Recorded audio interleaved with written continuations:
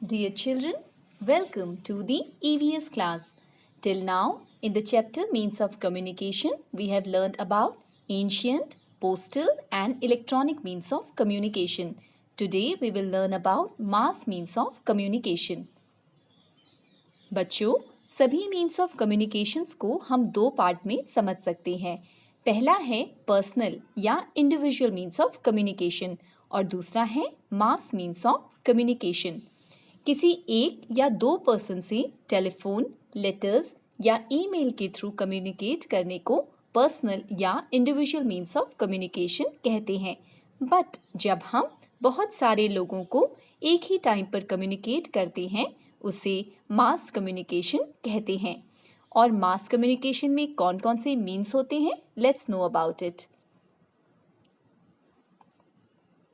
Here in the picture, you can see various means of mass communication or mass media: radio, television, magazines, books, journals, newspapers. Let's know about them one by one. Radio. Radio was the first means of mass communication. Our Prime Minister gives speech and connects with people through radio program मन की बात.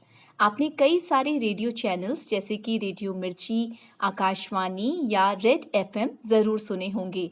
Radio में कई सारे informative and entertainment programmes को एक ही बार में कई सारे लोग सुन सकते हैं. Television. Television is another means of mass communication. Radio की ही तरह टेलीविज़न में भी इंफॉर्मेटिव और एंटरटेनमेंट प्रोग्राम्स आते हैं. रेडियो में हम केवल सुन सकते हैं, लेकिन टेलीविज़न में सुनने के साथ साथ हम प्रोग्राम्स को देख भी सकते हैं. We can get the latest news and information very fast. Children, do you know who invented the radio and the television? Television और रेडियो को किसने इन्वेंट किया था? The radio was invented by Guglielmo Marconi on 25th April 1874 and television was invented by Charles Francis Jenkins on June 14, 1923. Newspapers.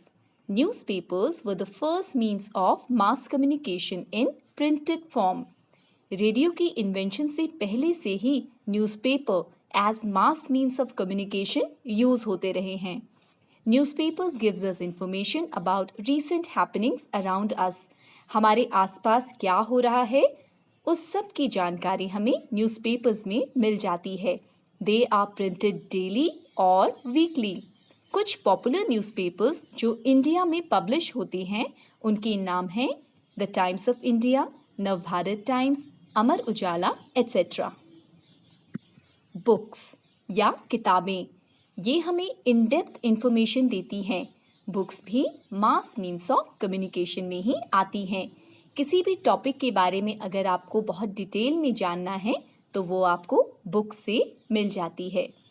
Books stimulate our imagination power and books provide entertainment for people of every as.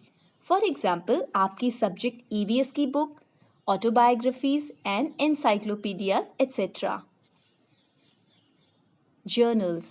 A journal is a diary or record of a person or an organization. किसी person की या किसी organisation के जो भी records होते हैं उन्हें जर्नल्स में मेंटेन किया जाता है. For example, science journal, music journal and mathematics journal. Magazines. Magazines are another means of mass communication.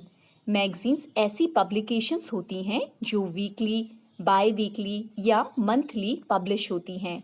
इनके अंदर कलरफुल प्रिंट्स एंड पिक्चर्स होते हैं. There are many magazines published in India like Good Food, India Today, children's magazines like Nandan etcetera.